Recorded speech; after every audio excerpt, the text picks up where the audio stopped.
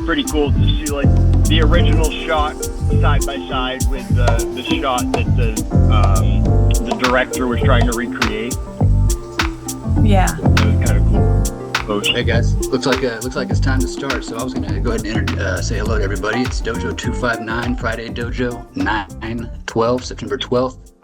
As James mentioned earlier, it has been a busy week, so I anticipate we might have some new faces in here today. If that's the case, if anyone is new here, you can look at the lower taskbar. There's a react icon.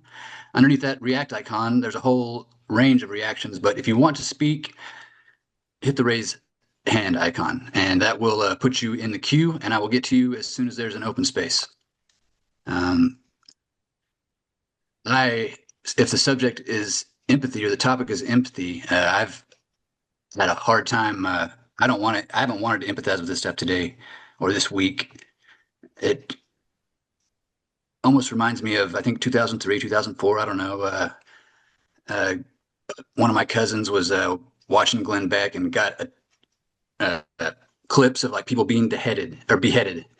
And I went over to his house and he's like, "You got to see this to know what we're fighting for." And yeah, I already knew from history about the Mayans and the Aztecs that pork was the closest thing to human flesh. I didn't need to see someone squeal like swine on a video. I don't feel like that helped me in any way. And when James talks about empathy today, he reminds me that it's a vulnerability in so many ways. Like as I'm with all of you guys here on a sometimes weekly basis, or typically a weekly basis, and our relationship is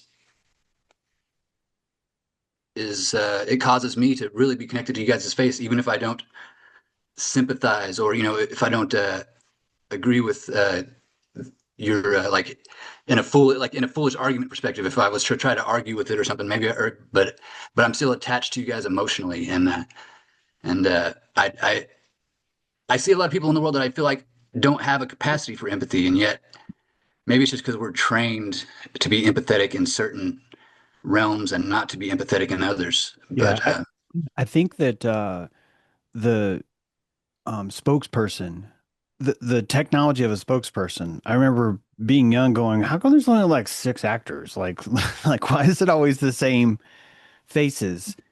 And I think that the brain science proves that sure, there's something in recognition of the face, like certain things definitely light up. But I think more importantly, when you recognize a face, you're giving their limbic impression more authority inside of you. And it's kind of going back to what you just said, Cameron, about how empathy is you didn't say the word weakness, but I'm going to now say it, it's a vulnerability that we have. It truly is. And the psychopath and the sociopath wins until they start to lose because they're not able to use sonar.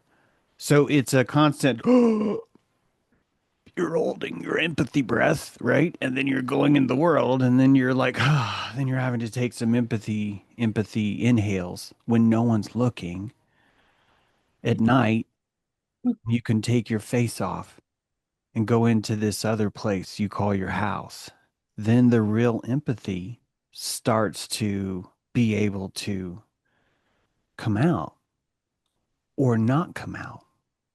See, I think that our lack of empathy is probably an input too. And so I used to think that the healthy person would have empathy for everything, but I think the introspective knowing person would want to navigate the red pheasantry of where they don't have empathy. That if you catch yourself in certain blockages in certain ways, that these would be really important guide stones for you. But how are you going to find those guide stones if there's this strong social pressure that you have to absolutely share and feel this empathy too? So all of us still know this. We just only know it when no one's around.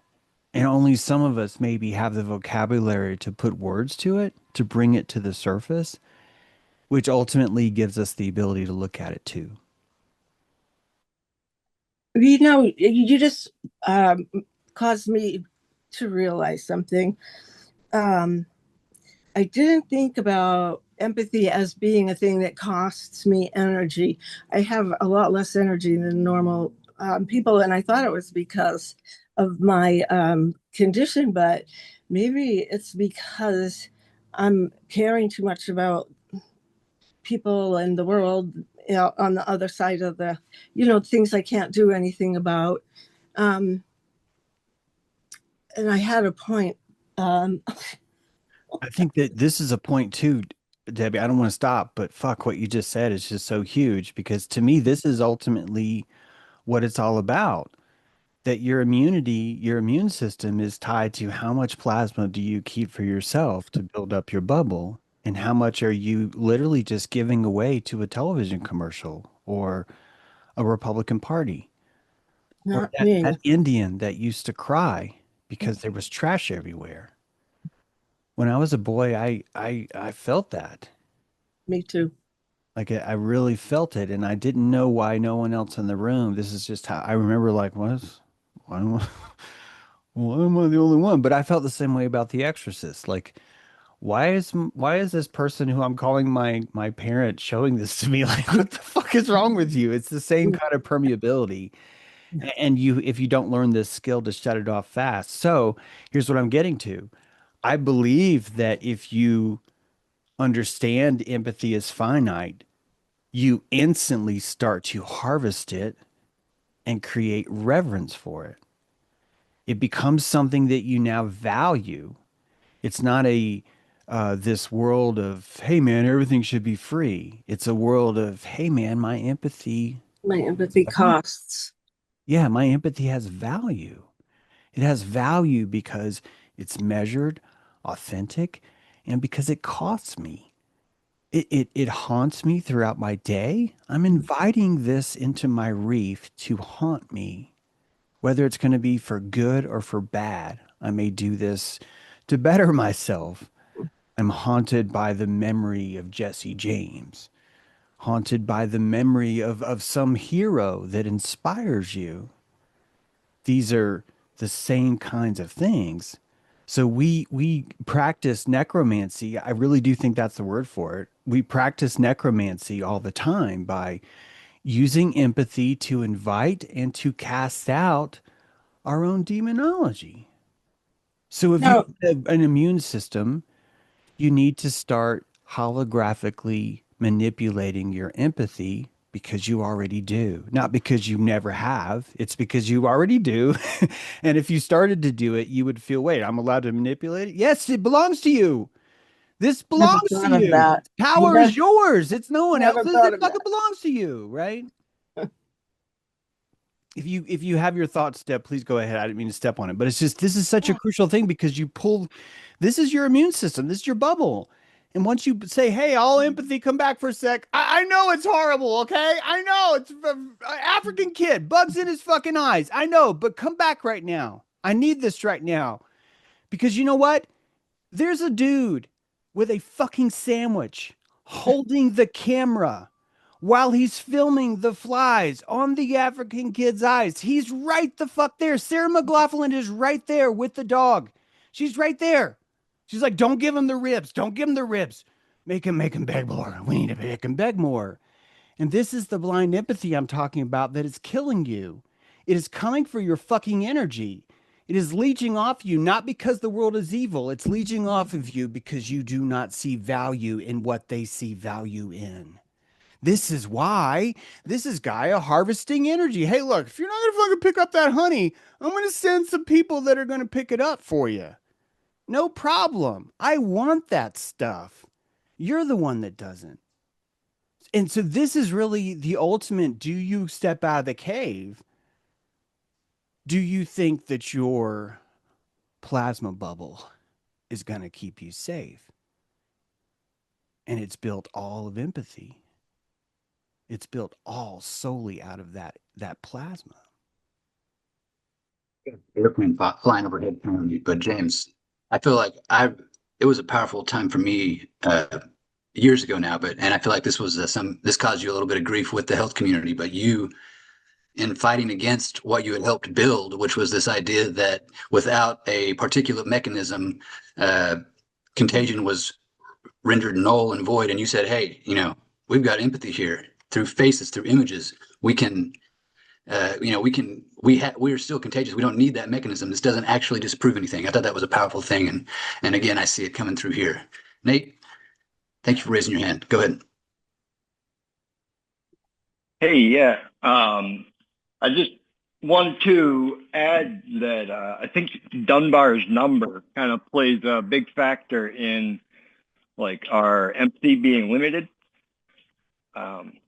Dunbar's number, if you guys don't know, is I think it's like 120 or 150 personalities that you're able to like maintain a healthy, normal relationship with. I forget where they did like studies or whatever, but I think that that's supposed to like kind of give us a guide on how much empathy we have to expend. And the more people that we try to lump into that, the less value it gives whatever empathy we can give to each individual. So the people that are closer to us end up getting less valuable form of empathy because it's like diluted, I think. Yeah. From trying to like spread it out so thin. Really great point. And it just, yeah, absolutely. I've heard this before. I'm glad you And reminded. that even extends like not just empathy, just like on social media, like trying to maintain relationships or connections with that many people. When once you get up into like thousands, tens of thousands of followers, like I don't know, what kind of relationship is that? And when it's that diluted. So I think that's why I've always had like more value in like having a smaller group that I actually extend myself to. So yeah. But I can. Also, Number small. when you what was it you were just talking about? Oh yeah, when we get our empathy harvested by these like psyops or whatever goes on.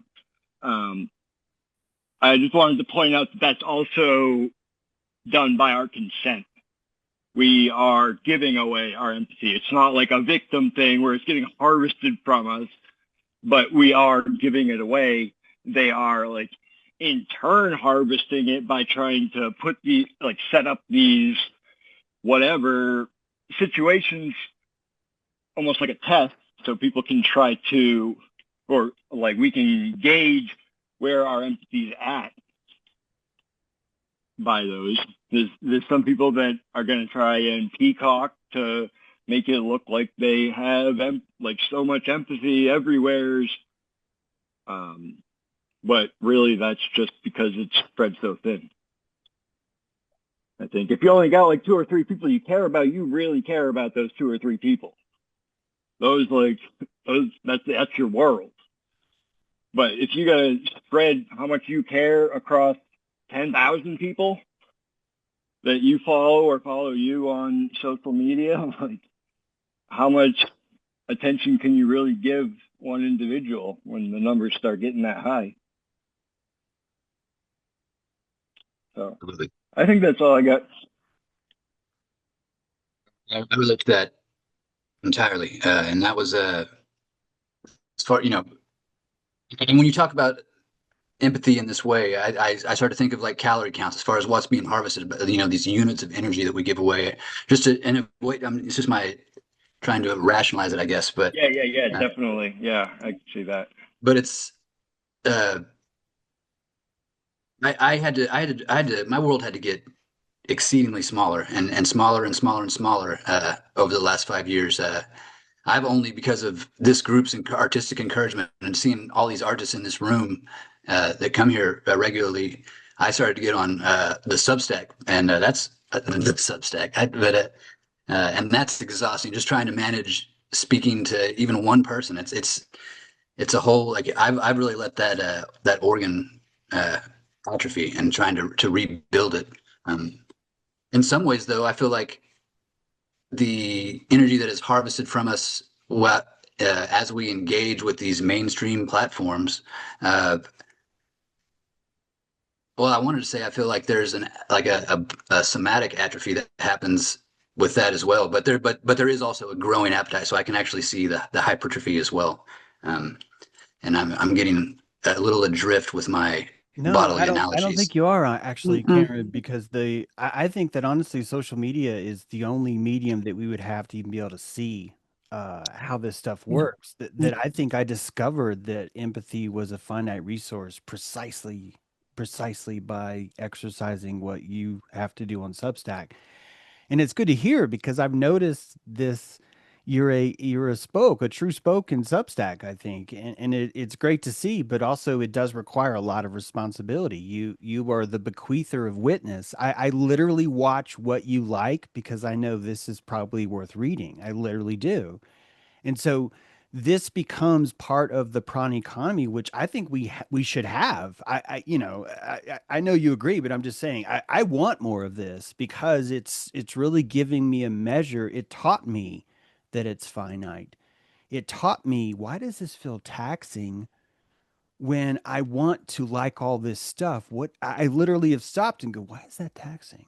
And I went for a walk and I thought about it for days. Why? Because it's fascinating. It's a red pheasant, isn't it? Do you see what I mean?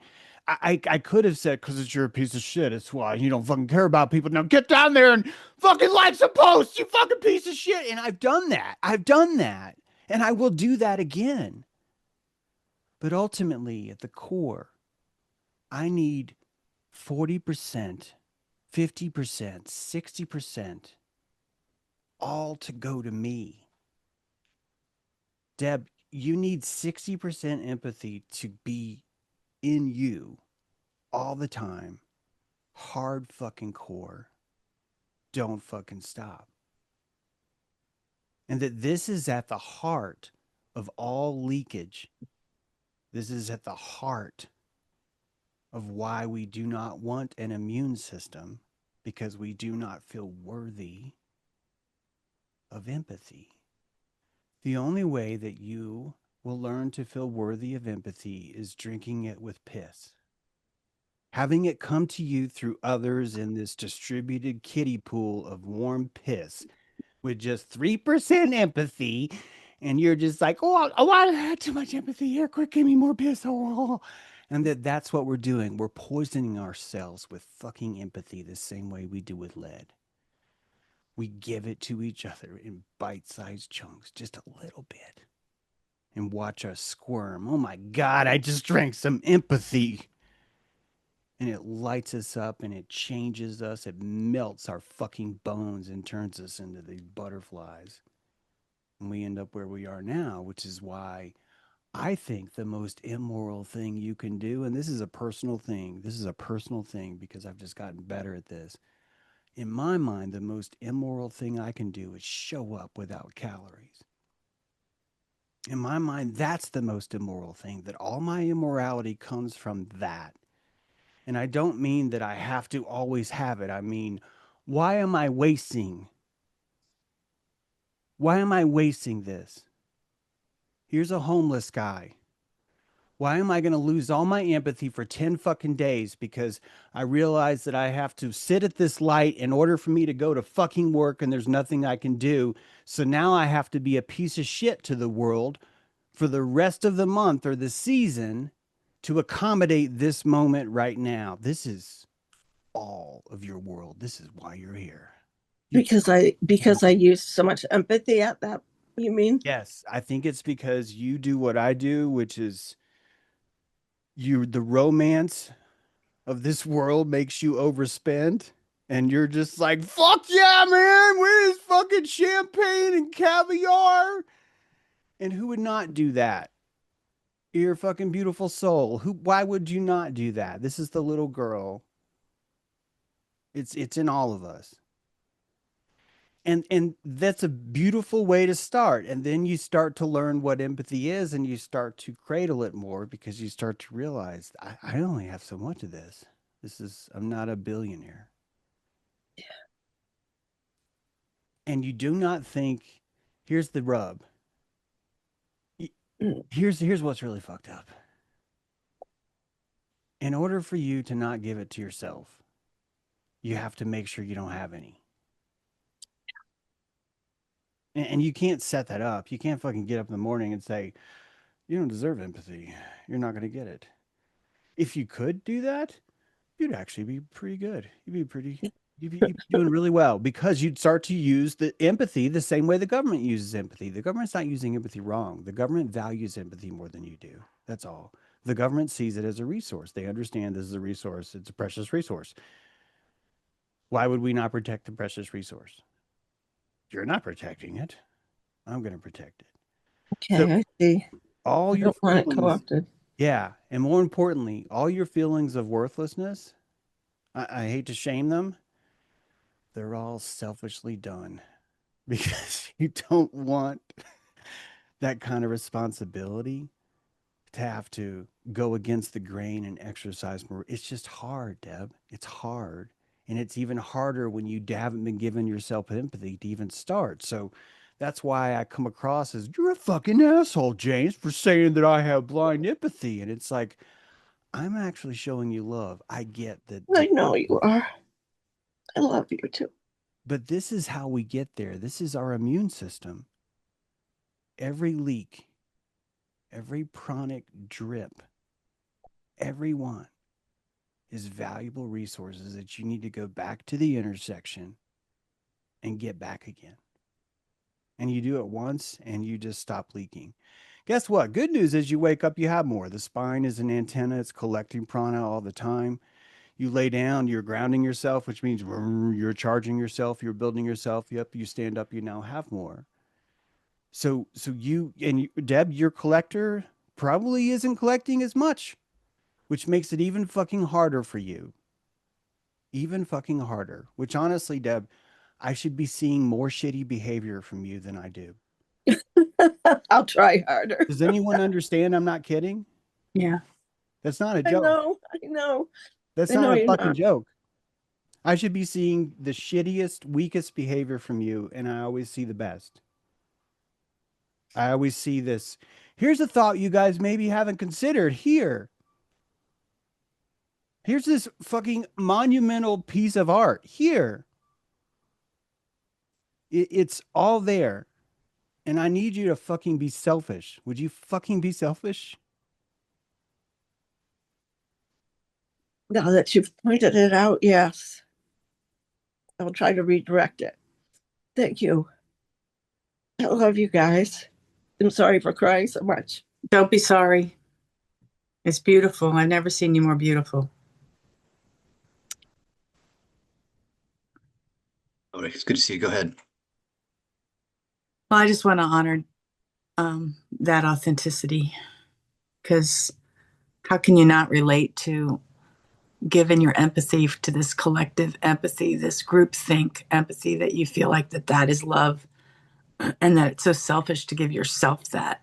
I just want to honor that, Deb, because it's what I feel inside of myself a lot.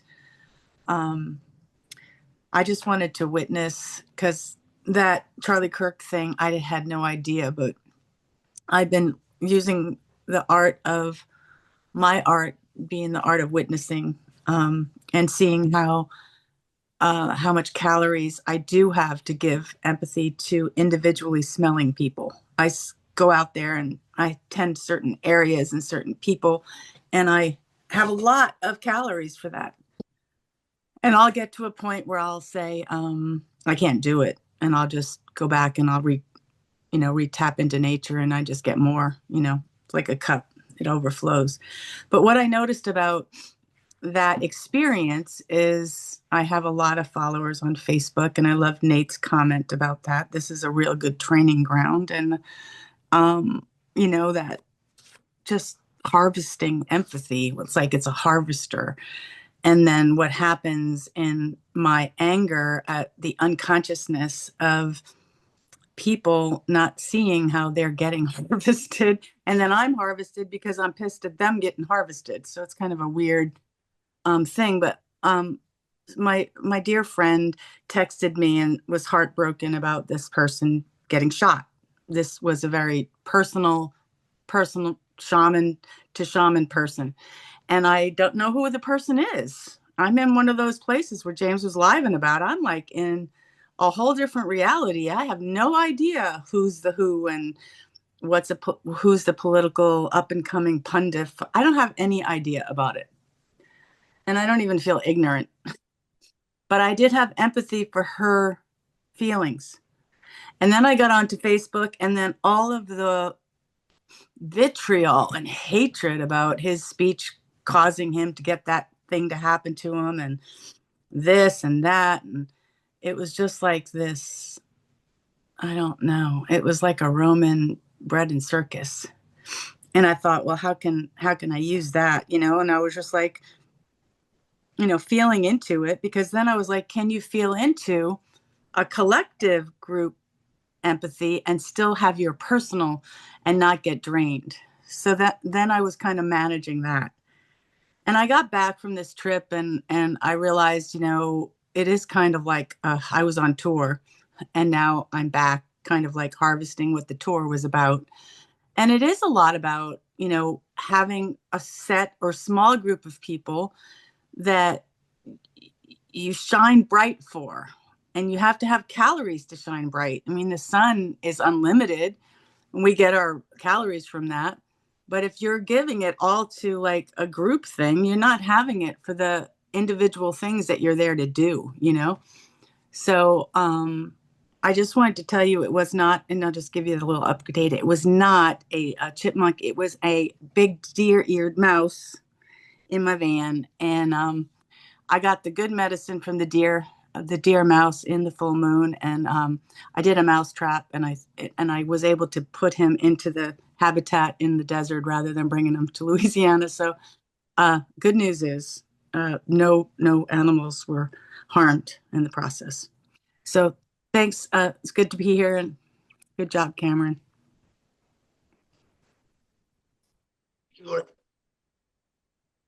Yeah.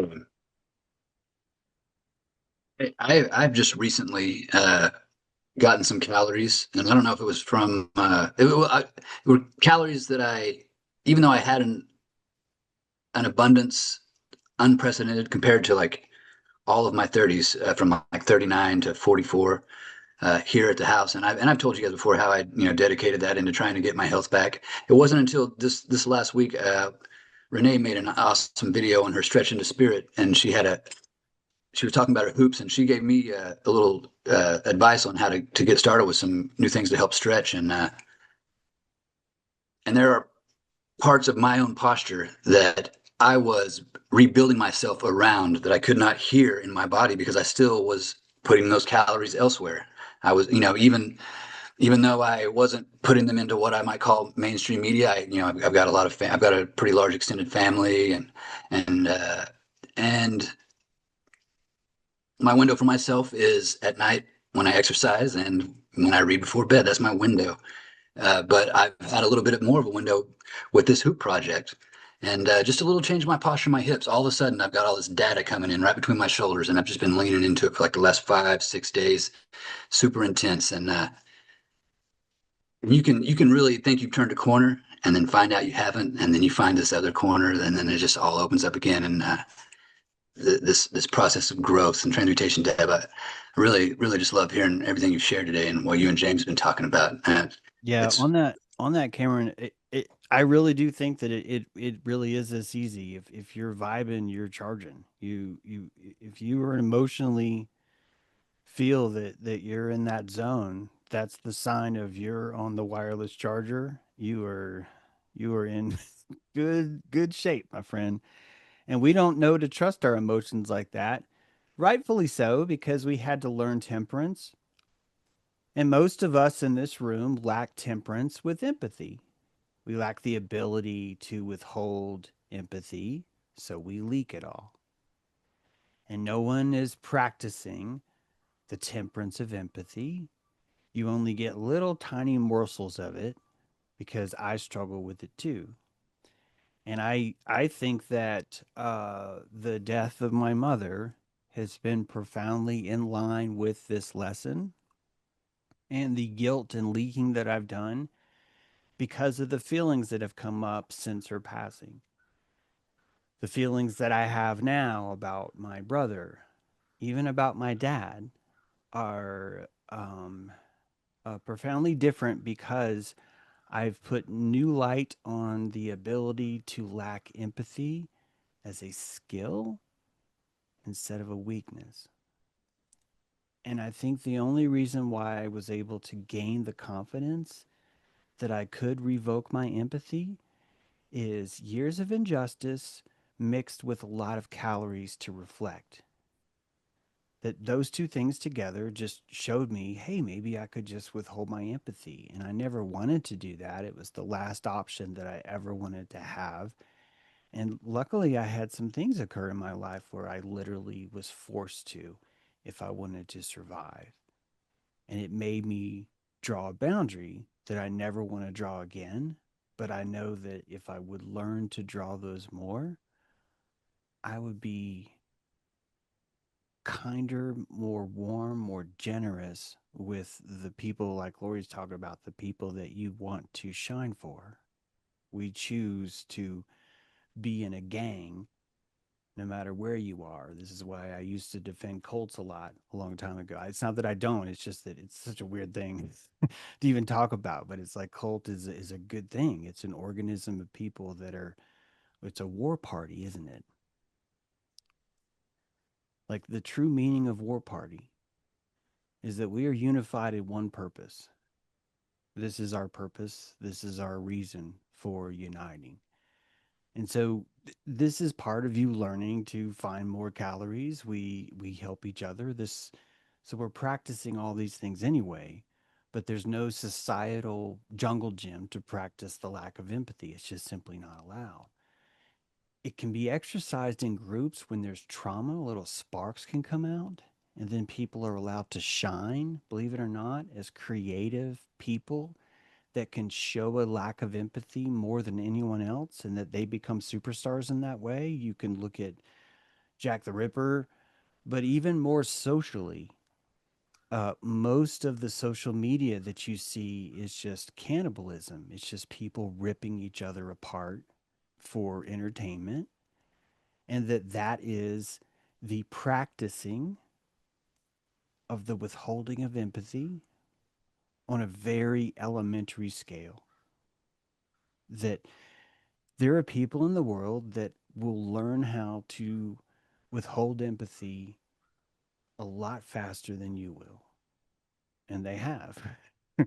And you are in that pool with them right now. And it's a prison's gambit. You can look that up sometimes. It literally is a prison's gamble.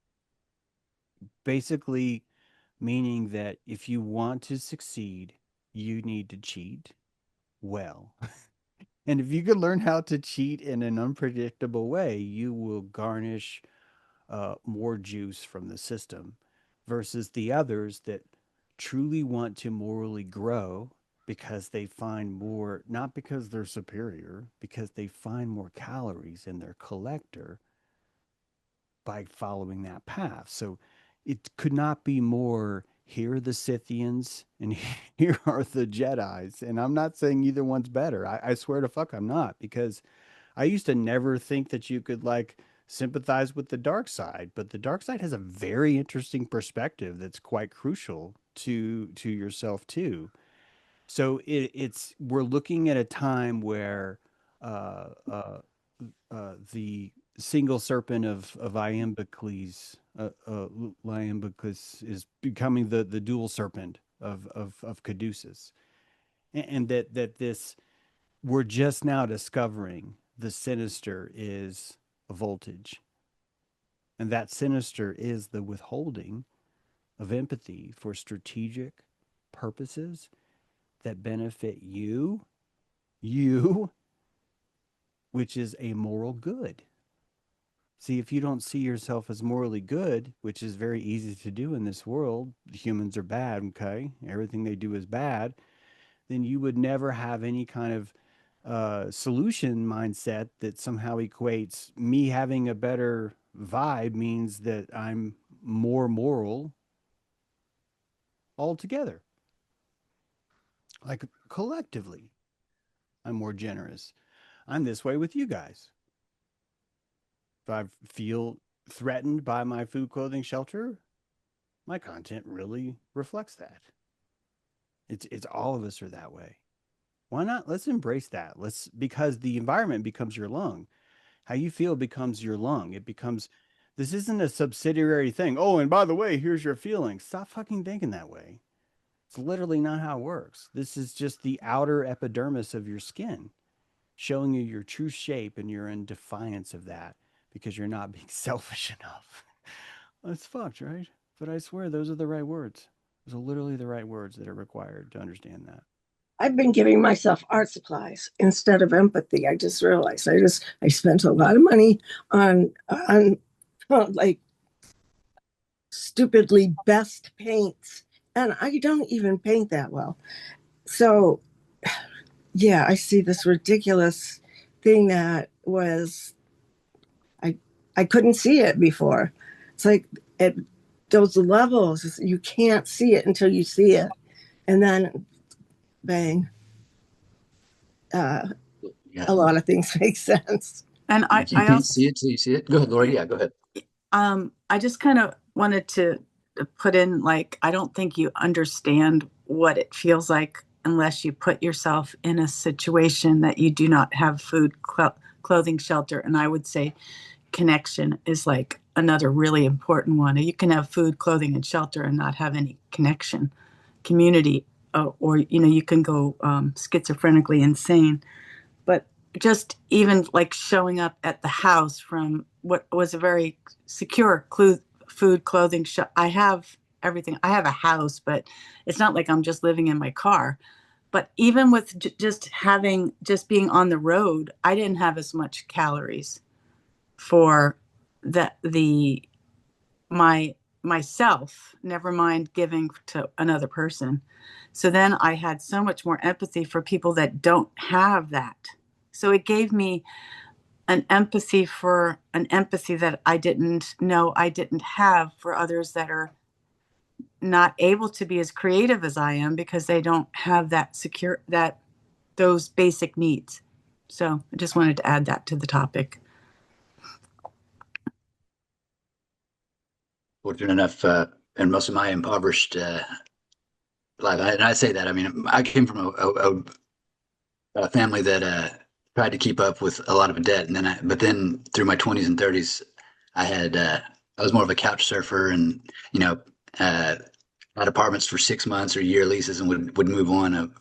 But I always had a circle that. So yeah, that's interesting. That thank God I had that at that time. It was really necessary. And then when you talk about uh, you don't see it until you do, that's just it's really hard to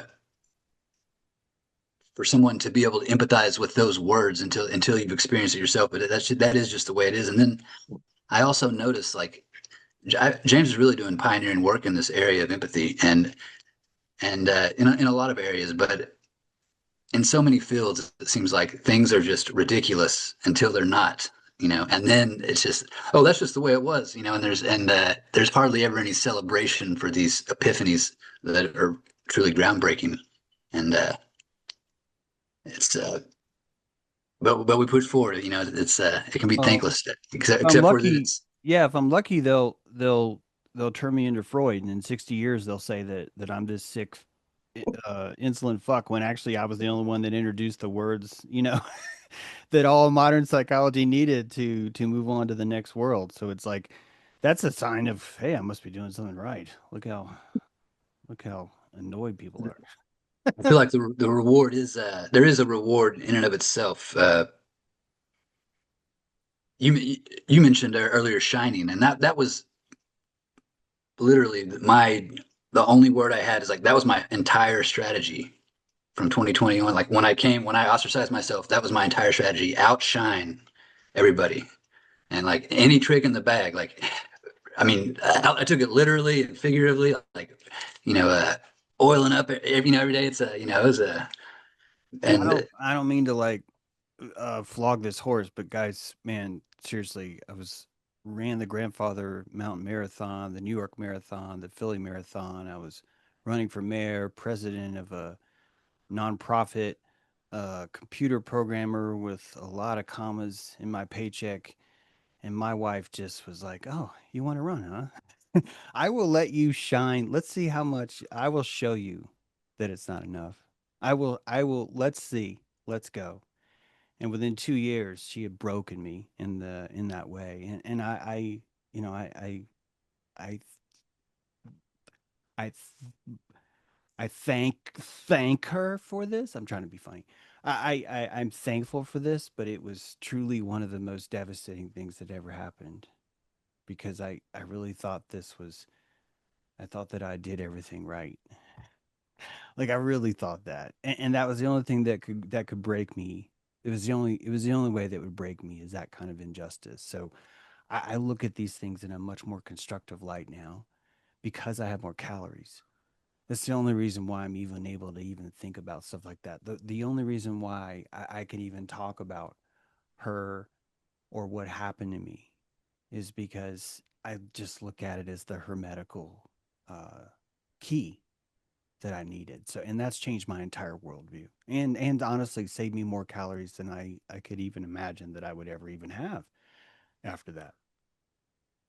When you describe it, you probably wouldn't describe them as selfless, but when you describe those things that you were doing at that time, they seem like selfless endeavors. And so, I mean, I think it pairs well with what you're saying about being more selfish as like the key. And Perfect example. Yeah, I was dabbing just with like running and career, like just all that, where it looked like I was look how much I love animals. And I do fucking love animals. But it was like it was all that, you know. It was all look at what I can give, how look how useful I am, look at how patient I am. Look at me on planning board, uh talking to someone who's mad about trees. Look at how empathic I am to go talk to him and have a conversation, even though he's like really annoying as fuck. And just, you know, dig in, James, dig in. And ultimately I did. Ultimately I found these are great. Like it wasn't even a striving, but I was never ever withholding my empathy. Never, ever. When people did not deserve it, which means I was telling the world nothing is valuable. If you do something that's hard or moral, I don't give a shit about you. That's what I used to do to the world, you know? And I finally had enough calories to afford the ability to look at myself in the mirror and go, "Oh, oof, oof, oof," like that, you know? Brandy, I see you got your hand raised. Let's go ahead. Is this the first time? I feel like this is the first time I've met you on Zoom. Perhaps you've been here with anybody else before, but why don't you go ahead and introduce yourself? You're still muted, and All your right, video sorry. went off. No Yep, problem. sorry. Now I'm in like driving mode here. Okay, no Let's problem. see. Let's go back here. First time even trying to use this mobile app. Yeah, I am. Uh,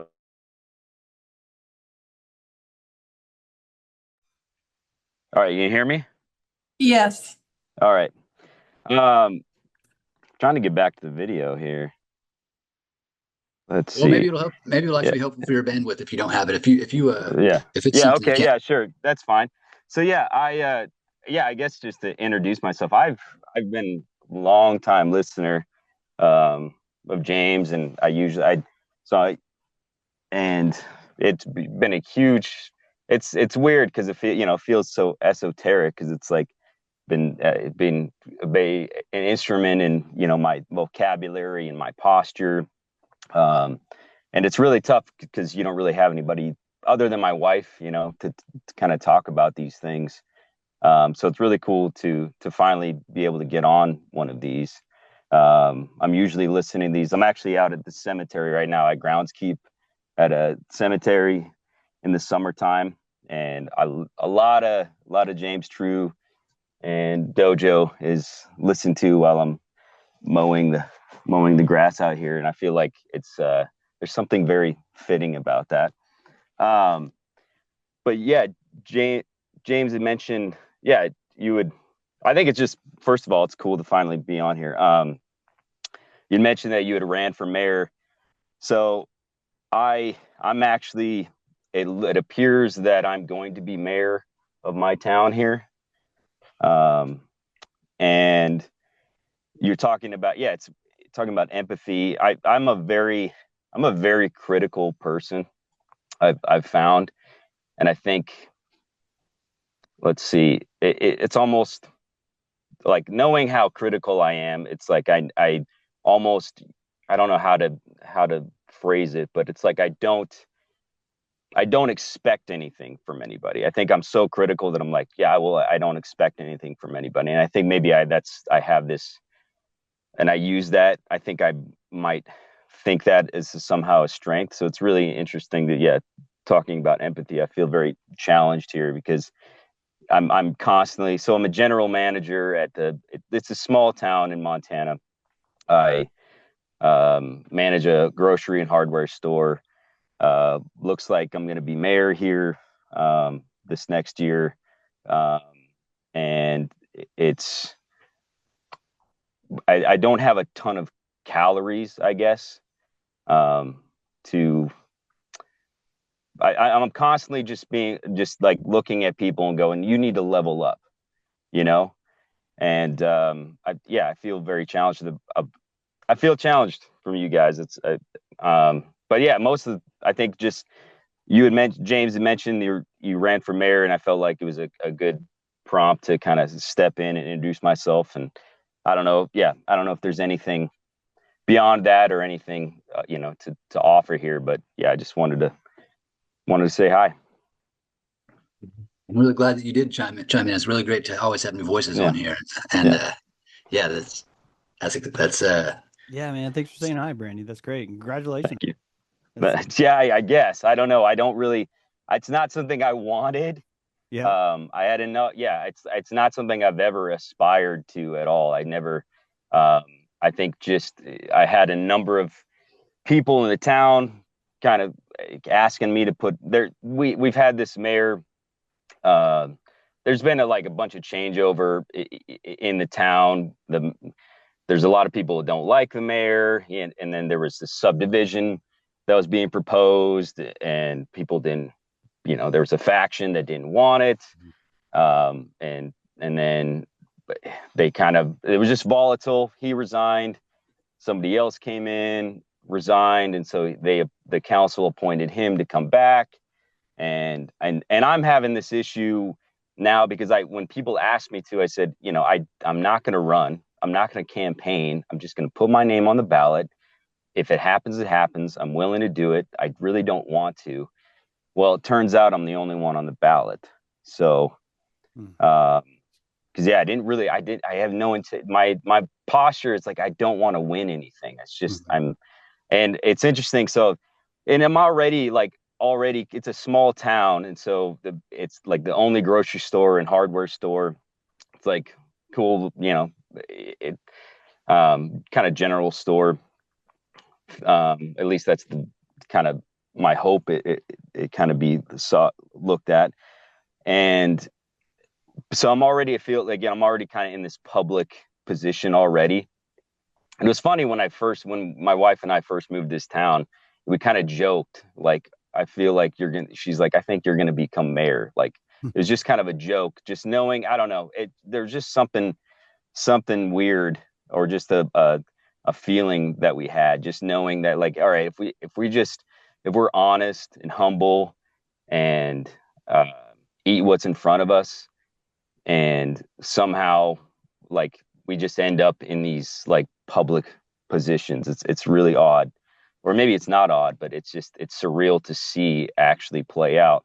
So my card, so people will try to talk to me, about, city stuff. And so I'll give them a card, and on the card is just just my name, my contact information. And then in the corner, there's just a little goat. And that's basically, like, I know I signed up basically to be the scapegoat.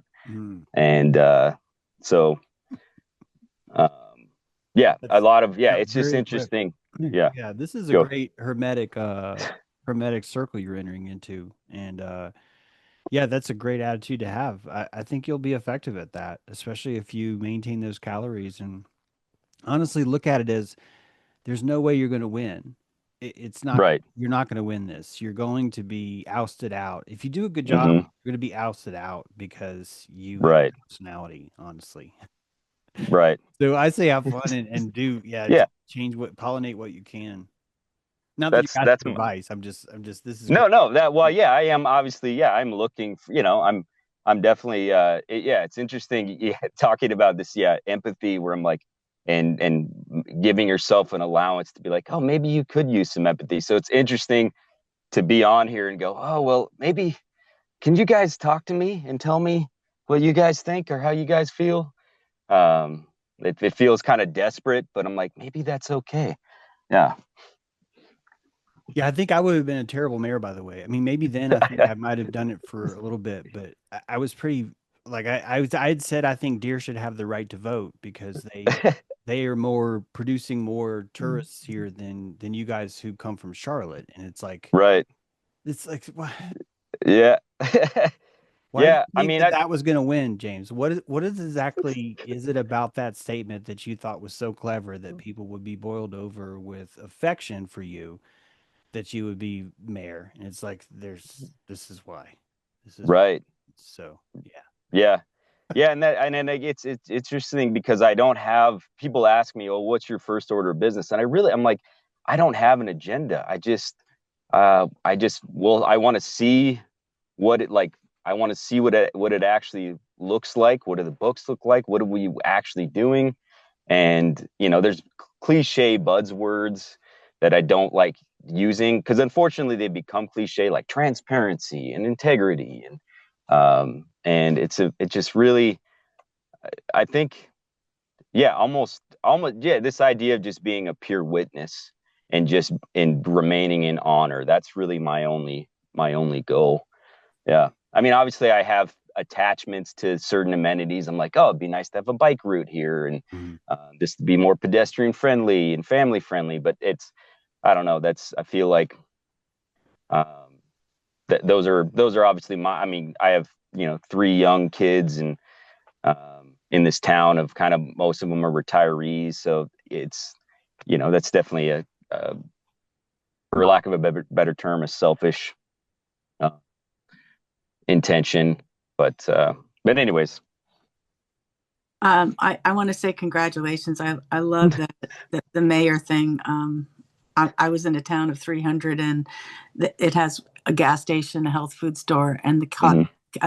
the coffee shop. And the mayor had the same situation that you found. It was like corruption, and then there was another thing that happened, and that they just this guy just said, well, they all went in and said, could you do this? And he said, okay. Mhm.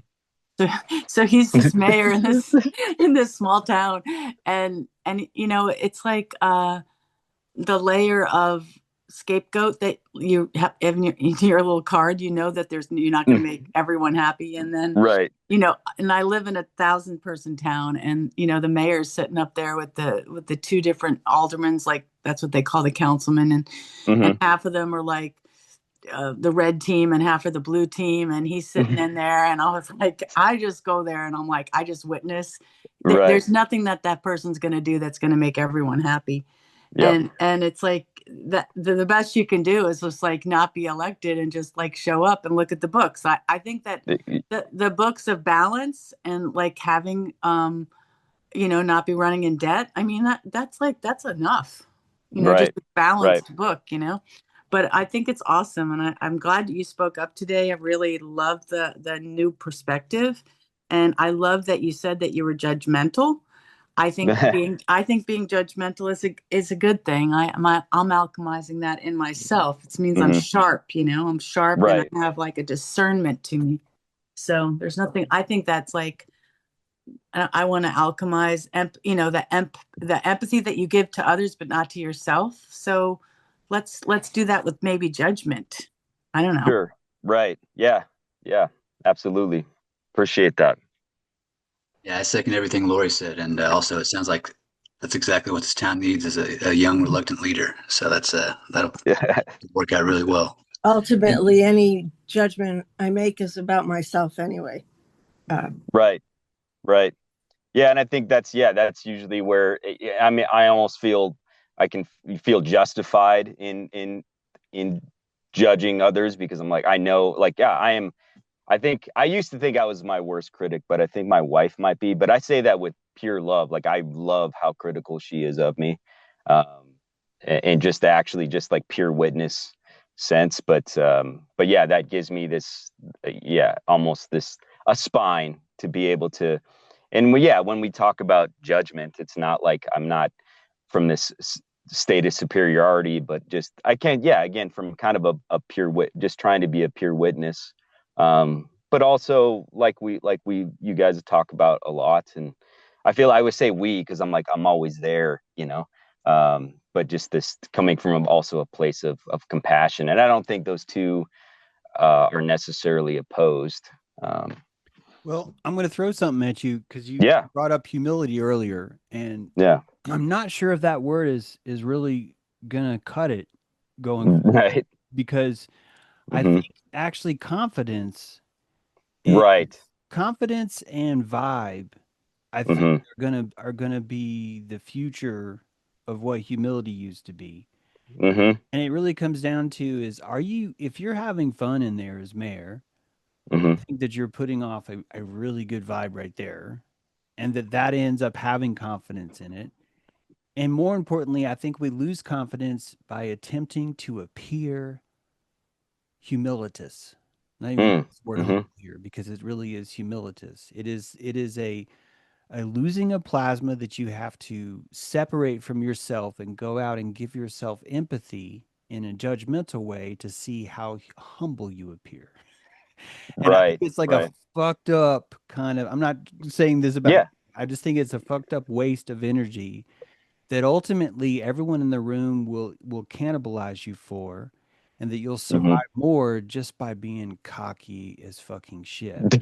Not cocky in the right, cosmological way, cocky in the we're gonna have a good time. Why are we not having a better time? right, right. This No, I'm the mayor. We need a golf cart with fucking beer koozies. We need like it's just more of that kind of vibe, I think, is the future. yeah, I think we're tapping, I really do think yeah, we are tapping into that, where people are uh uh uh abandoning what they used to call reason and going for vibe instead. I think they've always been doing that, but now it's easier. It's easier for the reasoning to collapse because the vibe is wrong. And ultimately, yeah, it'll be pure vibe. Everything will be like a band. In the future, if you think about what it's like to be energetically elevated, I'm sorry this sounds this way, but be a lot of singing, be a lot of what it feels like if you're at a band and you're just grooving, but like this is just your regular fucking day. You're just fucking high off the vibe. And I think ultimately when our emotions come online, we notice that this is the wisdom of the crowd is vibe. The wisdom of the crowd is vibe, that we become experts when everybody's vibing together. And if everybody's vibing together, it means everybody gets to imaginate, and some people are going to imaginate things that are going to be a little weird. There's going to be a lot of furries around in the future, guys. Be a lot of people wearing mecha suits. A lot of people that are referring to themselves as some sort of unicorn, and I need you to be cool with it. I need you to fucking be cool with it, because this is vibe. This is what festival is. Everybody's wearing a fucking tail, and you're allowed to, because it's actually kind of cool. It's actually kind of cool when everybody's wearing a tail or horns or driving around in golf carts or wearing stilts because there's nothing else to do. Like we want that. And so I think we're getting there. We're just terrified. We don't have enough energy yet because we're trying to caramelize being selfish. We're trying to make it okay to be selfish. And we're getting there. It's just we need a lot more trauma. We need a lot more failure. We need a lot more people failing. Some of you guys have never had a good death yet, and it's very disappointing. This is a joke I say a lot, but it's like it really shows that you're not actually pulling that. And like Nate just posted, you really do have to judge more. We really do have to judge a whole lot more. Like just like a whole lot more. And just really have fun with it, you know? Just like really, really have fun with someone calling you ridiculous. You Or know what? I just want to interject. The mood you're going for is Treme.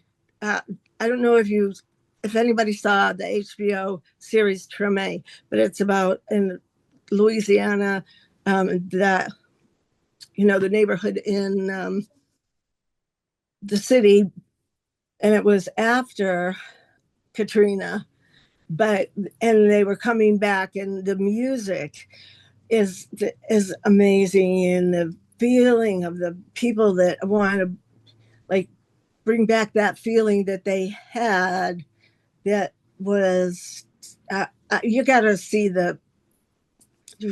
it, but to know what I did see it. I know exactly what you're talking about. And okay. honestly kind of struck me as like, wow, I never understood Louisiana as much as I do now after seeing this, understanding what Cajun really means. It's a possession of the mud and the people. Like, it's so fucking kick ass. It's just like amazing. Yeah, yeah, totally.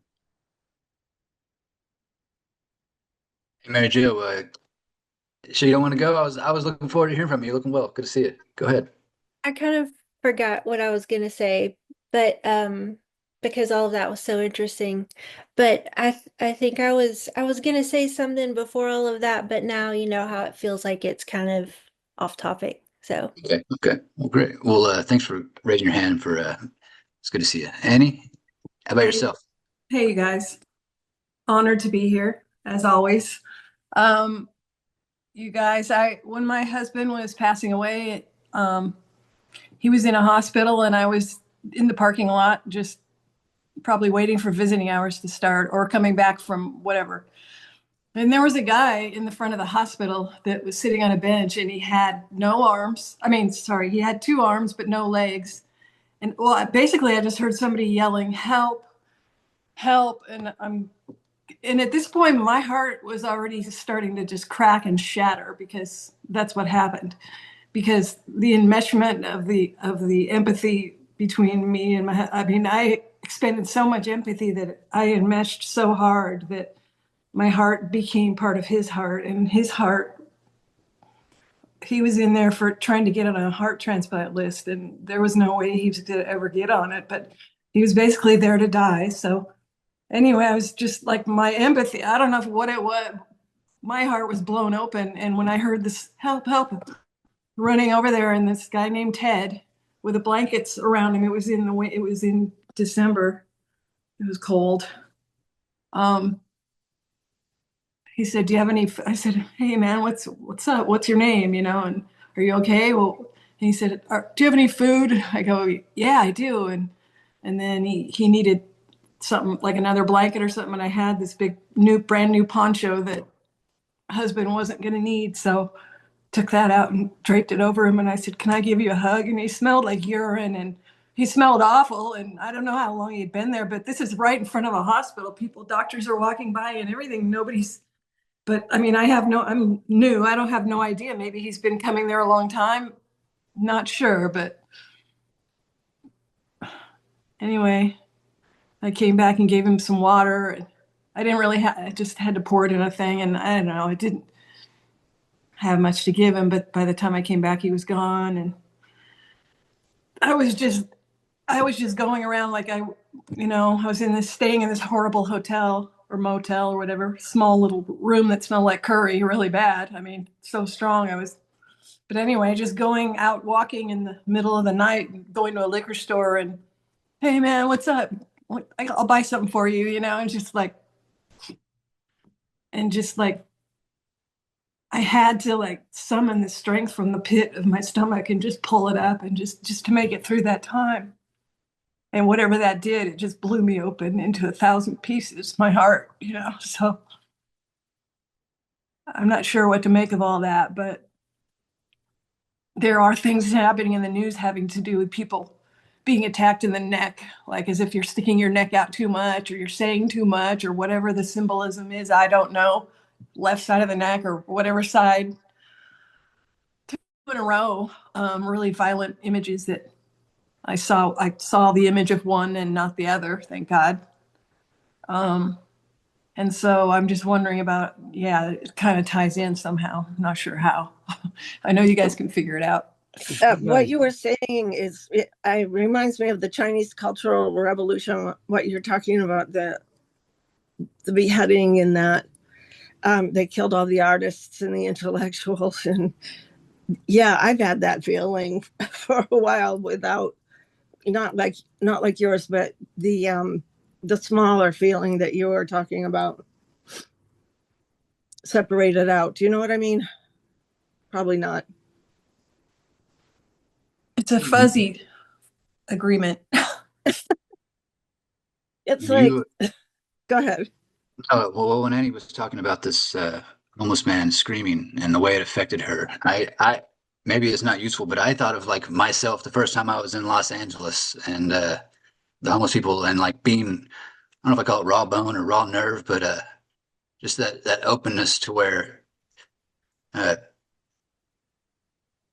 it should be a good thing. Like as a creative person, which I know Annie is, like that's supposed to be one of our powers is that we are so sensitive to the cries of the world around us, and yet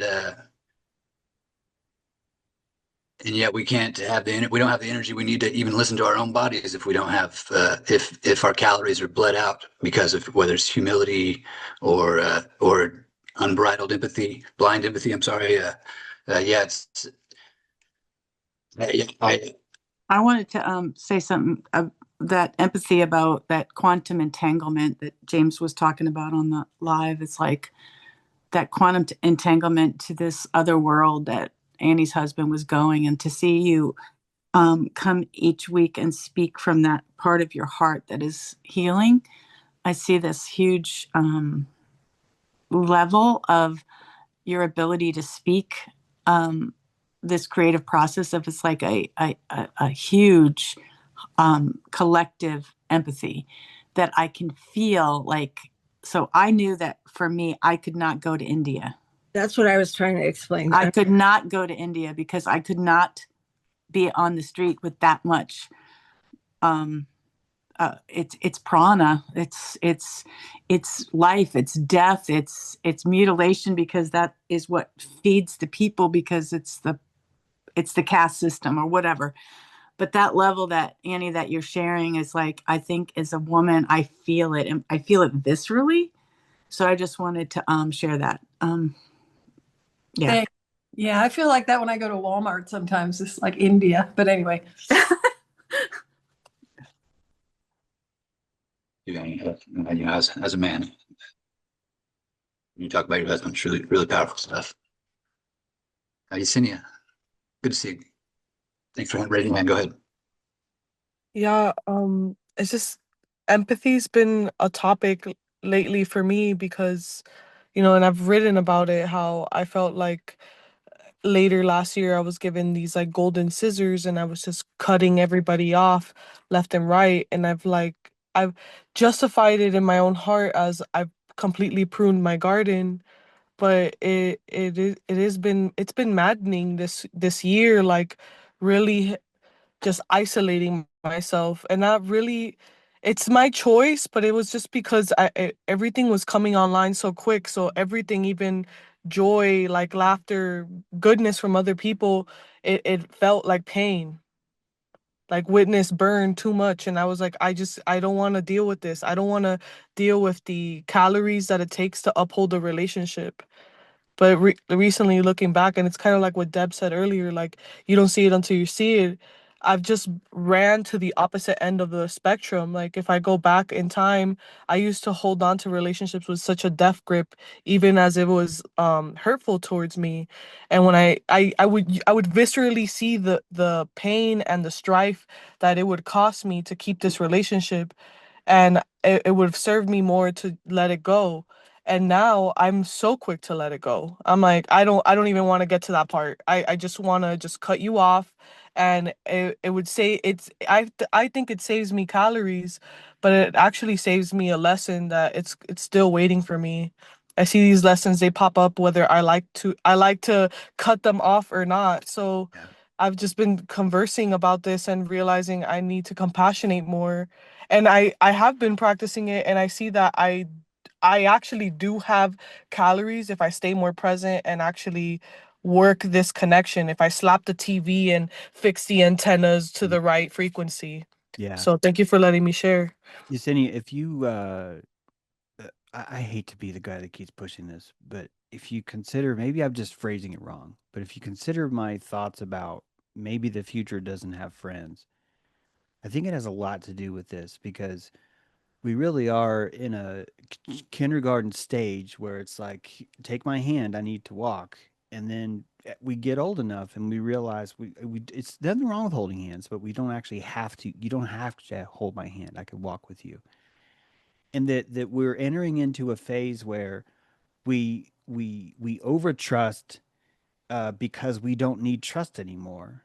Because you can have a relationship, a deep, meaningful relationship with someone that you just met at a festival, that you literally pulled up with, and you're camping in your car and they're camping in their car, and you have all these things instantly in common. You bond with them, that you cry, they cry to you, you dump massive loads of data on them that you've never shared with anyone before, and you have an even more fulfilling relationship than you would ever have with what we call a friend, which is basically, hey, I need to move a couch.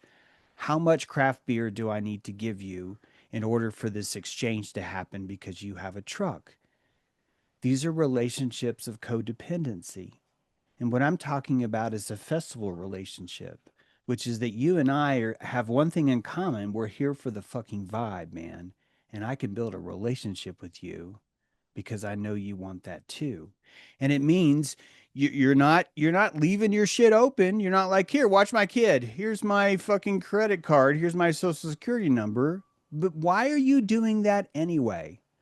Why are we why are we doing that anyway? Why are we like, hey man, we're friends, so I need to make it where we're mutually destructive. So here's all my personal data. You give me all your personal data. Now we can trust each other. And there's nothing wrong with that, but I think it's out of mode. And I think that you prune your garden, Yesenia, because you're trying to learn how to be a good plant. You want a good, healthy root system that doesn't fucking strangle anybody. You know what I mean? Because we are enmeshed strangling each other in this old world. It's the only way we survive. And this new world, some of us are breaking out. Some of us are creating our own roots, and it's scaring the shit out of people. But more importantly, it's making other people go, holy shit, I could do that too. Don't mistake growth for lack of vibe. You have to get so good at understanding your feelings that there's a part of you that's emotionally raw and feels raw cold, like an exposed skin from a fresh wound. That's not bad. That's not a lack of vibe. This is what growth feels like. And when you can find that you're growing and that the growing naturally feels disheartening and caloric and full of energy, and I need to take it easy, this is growth. This is a good emotion to have. And when you understand what growth is, you'll value that, and you'll learn to want it in the room. You'll learn to want, what am I sort of ashamed of? I guarantee you probably is in the same color hue as growth right now. And that the better you get in understanding your feelings, the better you're able to isolate and go, okay, wait, I want this. And this I'm kind of losing calories on, losing a lot of calories over this one.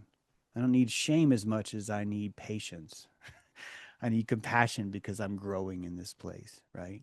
So this is part of why I think the deeper you lean into your feelings, the better you're able to understand each other and understand them. But more importantly, you can reroute your hauntings to the effective location. Like it's purely all about holographic wiring in a very constructive way. It's not about cleansing them. It's about, how do I route this power to put it into my engines in the right way to really get this motor going.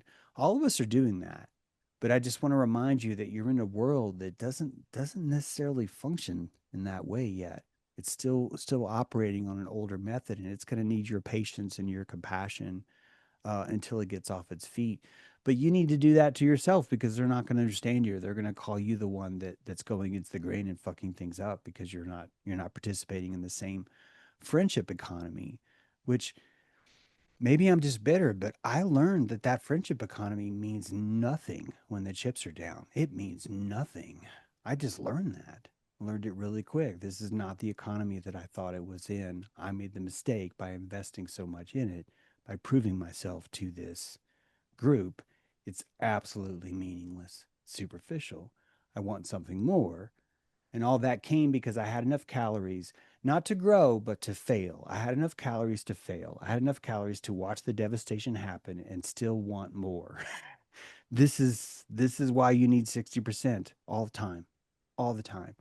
Because when the ship hits, when the tree falls in your house, you're going to level the fuck up. You're going to be better than you ever were. You are, but you need that 60% first. It's got to be there or else it won't happen. You'll be a victim the rest of your life. That's all I got. Thanks. You talk about Yesenia, you talk about cutting off these relationships and to grow, and it makes me think. We've talked a lot in this session about the cost of selflessness and the need for selfishness, and I see that wholeheartedly.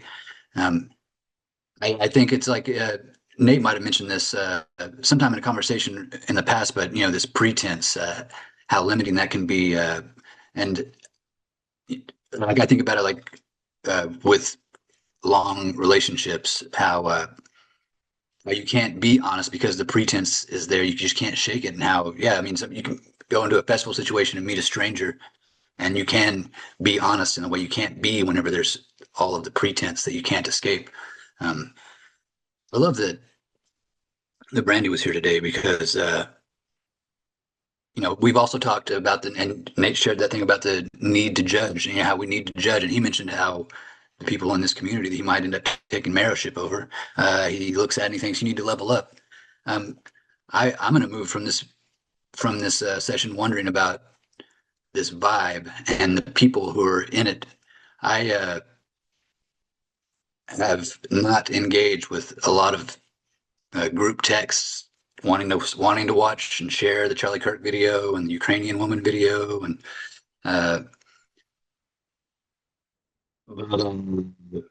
maybe I need to just reluctantly engage, and but I'm not really sure how to navigate that, except for that I do want to engage in the vibe. I'm a vibration myself, and I need to pollinate. Um, you know, This is, I hate to interrupt, Cameron, but this yeah, is please. precisely what I mean by if you do not have a friendship loyalty, you can disappear into the woods for 3 months and then come back and then start picking social media berries, and everyone's okay with you because no one's giving you a social contract where, look, Cameron, you need to show up every morning. You need to put 45 minutes into properly supporting all the people that you love. That this is a different kind of contract, and that contract comes from a place that may be the old world. It may not be, but I'll tell you, I learned this with Substack because Substack is a site for writers, and most people don't know what that means. Because a site for writers is not going to have readers on it. It's going to have writers on it. It's going to be surrounded with writers. And I would rather love Substack because it's that way versus expecting it to be something different when it's not.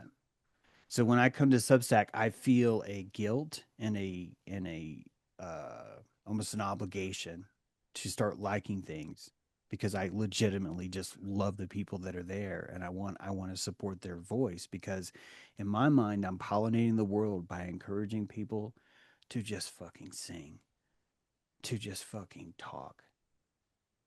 And so it becomes a kind of empathy that is not even as deeply personal as I used to think all empathy had to be, Cameron, for it to matter. It's more of a how do I take care of all these crops? When I'm out in the woods and I'm hiking a place I'll never ever be again, if I find an abandoned hole or something that an animal could fall in and not climb out, it's so easy. You just find a dead tree and you just stick it in the hole. Like you're done. You're done. But you feel that you own the land now. You feel that you're the steward of this sacred place. And I feel the same way when I go to Substack because these are budding flowers and they need sunlight because this is the way. I feel this is the way that it gets there. That social media will turn into something that is not a consumptive medium. it's a productive, prosumptive, maybe, I don't know what the word is, kind of medium. It's for that. It's the proliferation of berries, not the ingesting of berries. And your selfish quotient tells you which side you're on, and selfish is a good word here. There are times when you need to eat every berry. You're an ingester of things. I think this is crucial for the garden. He's not here. I don't mean to pick on him, but True is just a fucking delight at this.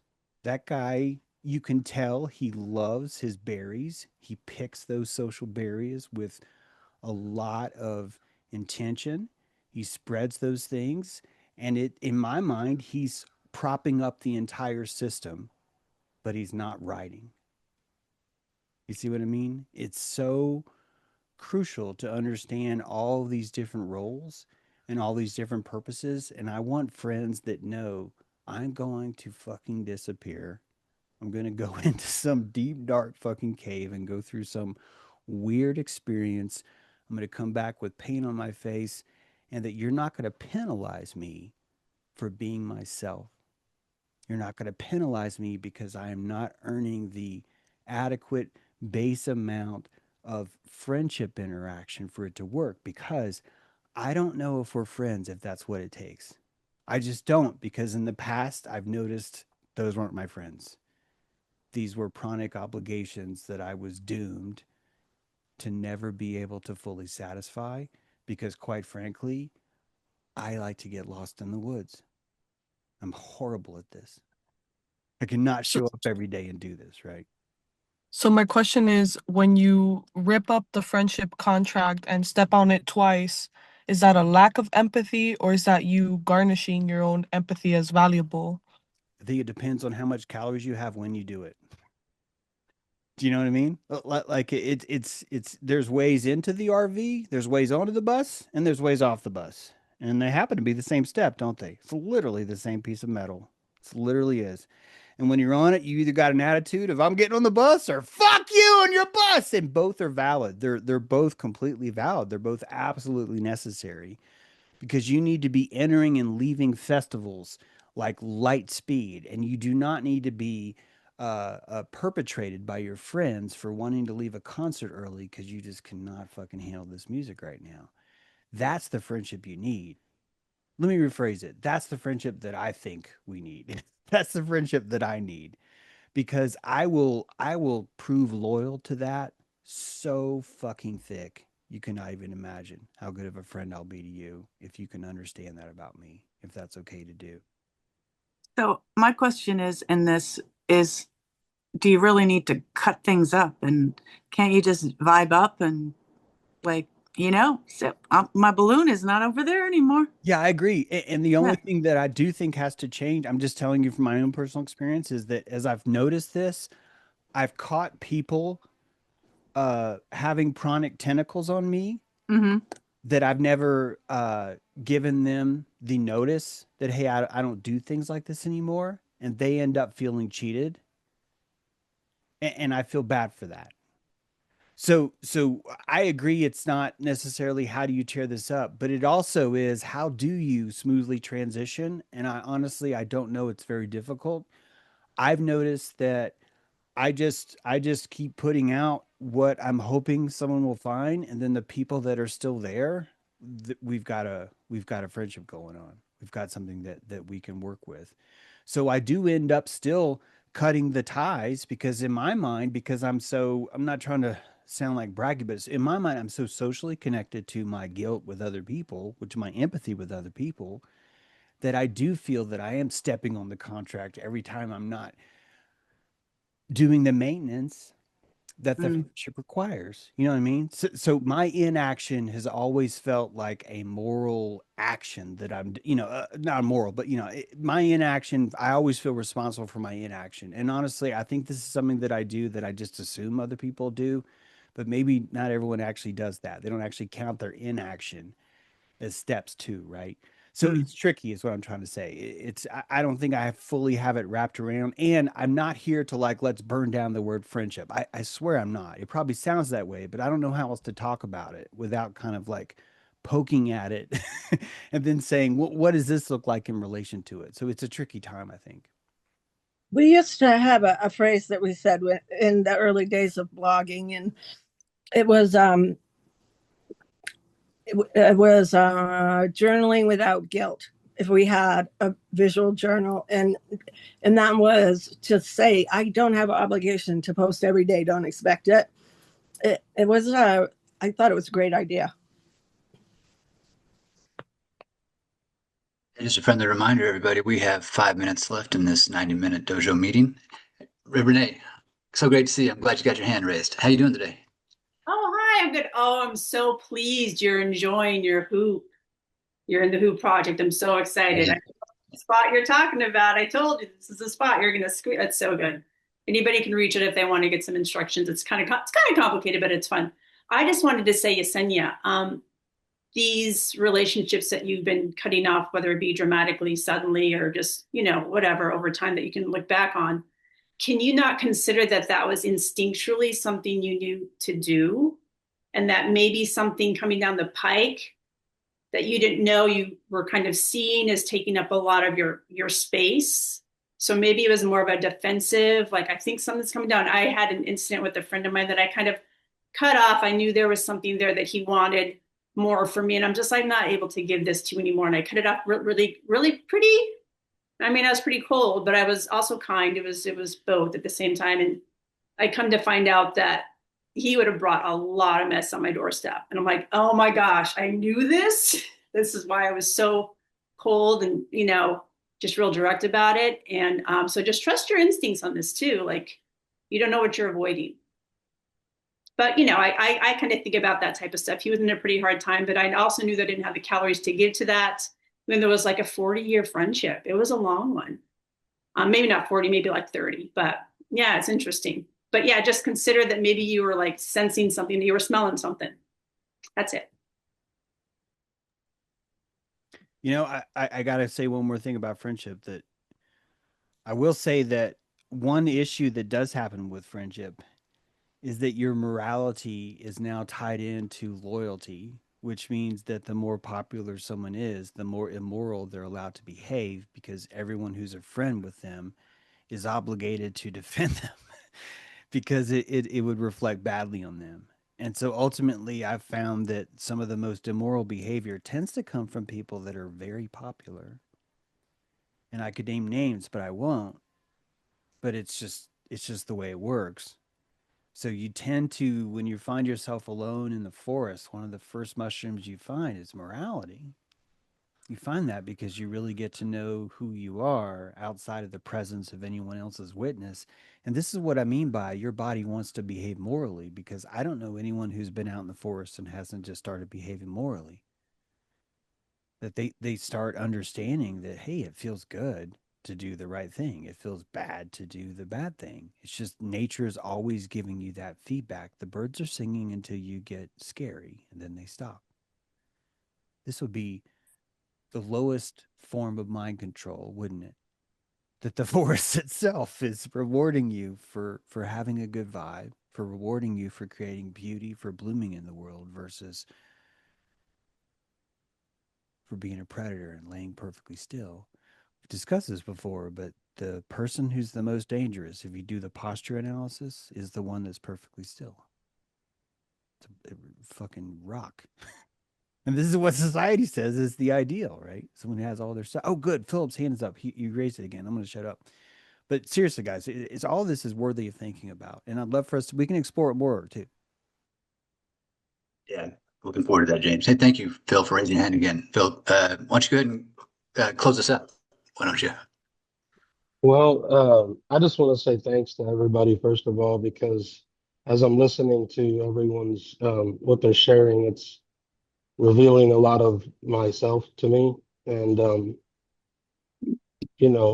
a chronic, or had been a chronic people pleaser. 2 years ago, I began therapy in a group therapy session, and there's a lot of parallels to what I noticed there and what I'm seeing here. And yeah, I took it to heart when James said that Deb need to be shittier. I feel like I need to as well. A lot of times there was I know it comes from a place of trauma. You know, when I was young, I nicked an artery on my empathy, and I haven't been able to stop the bleeding since. I feel the need to draw a distinction between uh, my empathy and my attention, because my empathy doesn't have to go where my attention goes. Um, and it's a hard thing to shed that people pleasing. It's a hard thing to do that, but um, you know what? I don't have a mechanism inside me unless I build it to direct that empathy. I don't have, it's like directing traffic. What will I do if not, build it for myself? And I just want to say thanks to everyone here, because I've listened to a lot of these, and the how you guys witness each other is impressive to me, and the support is amazing. I mean, even when it comes in like some pretty strong medicine sometimes, which we all need. And I don't watch a lot of TV, but I also wanted to bring it back to what James mentioned about, people having empathy for the bad guy. And one show I make sure to watch is called Dexter. I don't know if you guys are familiar with it, but I think part of that character calls to me in a way that's where he is completely closed off, and his attention seems to drift where it needs to. And, he's in the show, he's a psychopath if you don't know what the show is about. But it's having that empathy for him. And really, a lot of people, are fans of this show. And we end up sort of cheering for this anti-hero, who's still a hero somehow. And I think it's because a lot of us recognize that part in us that's kind of screaming to stop the bleeding. I think a lot of us have nicked that artery of empathy. And yeah, anyway, I don't have a lot else to say other than thanks to everybody for listening to me. So. Thank you, Phillip, for drawing that line of distinction between attention and empathy. I'm going to dig in on that. I like that. Hey, guys, 2 minutes passed. Thank you guys so much for coming today and for raising your hand and for speaking up. If everybody wants to unmute and say bye, I'll just say thank you for letting me moderate today. Thank you, Cameron. Thank you, Cameron. Bye, y'all. Thank you. See you, everybody. Bye.